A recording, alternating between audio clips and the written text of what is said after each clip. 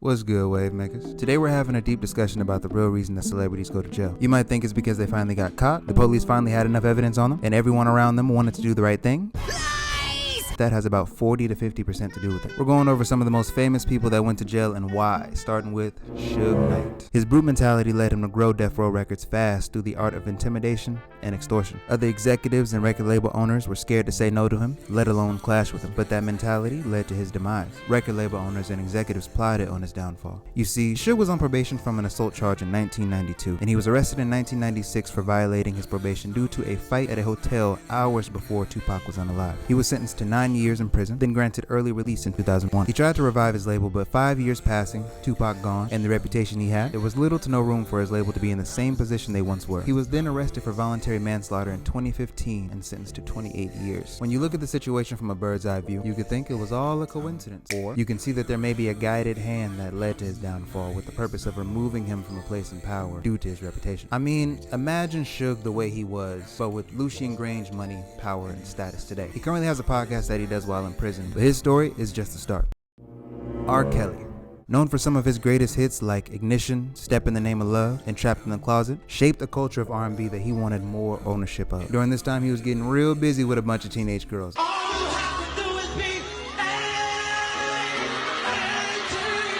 including Aaliyah. Yeah. Okay, let's clear something up, because you know I've been getting a rundown on the street. Everybody seems to think that y'all are either girlfriend or boyfriend, or cousins, or friends. let's just get the record straight. Better go get me a white Jeep. What? Well, no, we're not related at all. No, we're not. We're just very close. This is my best friend. Yeah, cool. Now, who found who?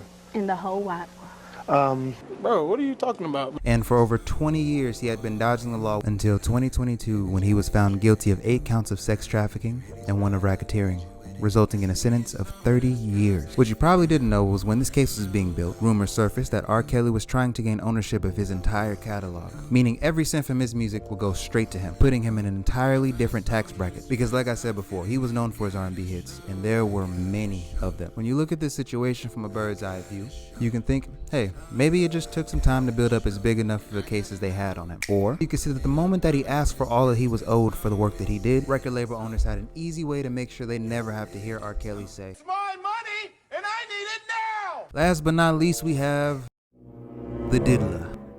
P. Diddy was known for his label Bad Boy Records, which ushered in the talents of Maze, Shine, Faith Evans, Carl Thomas, Young Jock, B5, New Edition, Total, MGK, Janelle Monáe, Cassie, Biggie Smalls, Usher, and so many other artists. Throughout this time running Bad Boy Records, he had a clothing brand called Sean John, a liquor sponsor deal from Ciroc Vodka and De Leon Tequila, which led to his launch of Combs Wine and Spirits, and also owned a multimedia company called Revolt. P. Diddy was arguably one of the richest known black businessmen, and a man you would end up having a conversation with if you wanted to make it big in the industry. And most of those conversations did not involve talking. This is the opportunity that you've been waiting for. You are now in the power position. You hold all the power in your ass. He had so many allegations on him, ranging from forcing celebrities into compromising situations that would allow him to have blackmail on them, to murder allegations of his latest wife and other celebrities, to allegations of diddling kids. So check this out, yo. Justin, you ever seen the movie 48 Hours? Right now, he's having 48 hours with Diddy, him and his boy. They're having the times of their lives, like, you know, where we hanging out and what we doing.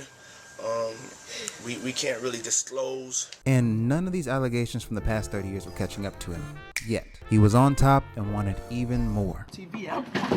Savage! I'm a savage! Oh! I'm a savage! Whatever I want, I'm going to get! Whatever I want, I have to get!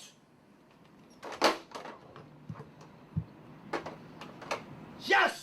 You see, Diddy wanted more out of his liquor partnership, demanding to be taken seriously by suing the liquor company Diageo, alleging the company was racist for neglecting Ciroc and De Leon and treating them as inferior urban brands. This lawsuit didn't play out in his favor at all, not even one bit. Diageo won the lawsuit and took Diddy's ownership of both Ciroc and De Leon, and before he could come up with another plot, a video surfaced of Diddy and Cassie in a hotel hallway, punching and kicking the R&B singer who was his longtime girlfriend at the time. You may remember she filed a lawsuit against Combs, but it was settled. More controversy began to surround Diddy's past actions, beginning to paint a picture of Diddy's true colors. And then Diddy received a call that his house was about to be raided. We're seeing that large presence. New video, Diddy slowly pacing outside Miami's private jet facility at 3 p.m. yesterday via TMZ as Homeland Security raided mansions on both coasts. Authorities found compromising tapes and 1,000 bottles of baby oil that were laced with GHB. And you may be wondering what GHB is. I got you. Gamma hydroxybutyrate. Say that 5 times fast. GHB is a party drug that produces feelings of euphoria, confidence, relaxation, and sociability. As soon as it got laid at the Diddy party, that baby oil came out. Water at parties. They just, you know, so you have, if you don't have what they need, they're gonna leave. Right. Gotta keep them there. Right. You need locks on the doors. Okay, this is sounding kind of dangerous now. It's a little kinky, but yeah. Rock with me, but just check it out. You need a lot of heat. A lot of heat. Yeah. Heat? You mean that physically the place has to be hot? You don't have no air conditioning. No air conditioning? No. Why is that? Heat affects the alcohol, and it also affects, like, you know, everybody gets a little bit more comfortable and loose. Builds up a nice little sweat. That just sounds disgusting. What are you talking about? Depends on the way you look at it. Depends. Oh, people start getting it gets kind of sexy. Is that what you're saying? Yeah, you sexy. New word for you. Yeah. Hey, yo. No, I wasn't saying.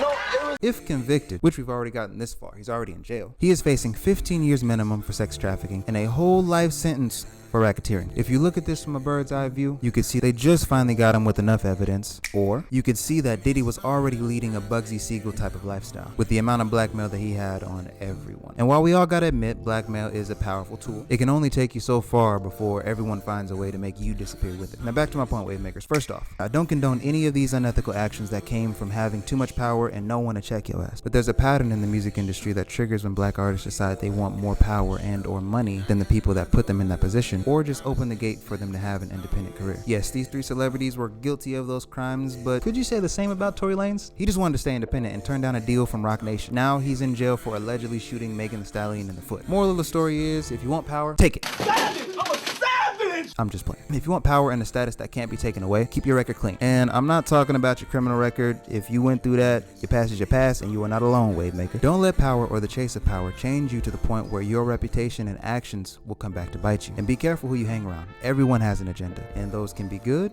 or bad, but you gotta try your best to decipher the mess. Thank you for tuning in, wave makers. If you watched the video all the way, you are an amazing person, and your support goes a long way in helping me provide more thoughtful and engaging content with each video. If you enjoyed this in-depth convo, please like and subscribe if you haven't, and let's keep the conversation going down in the comments. Do you notice the pattern? Are there any other artists that you've seen this pattern happen to? And who do you think is next to trigger the pattern? Till next time, much love. We out of here. Peace.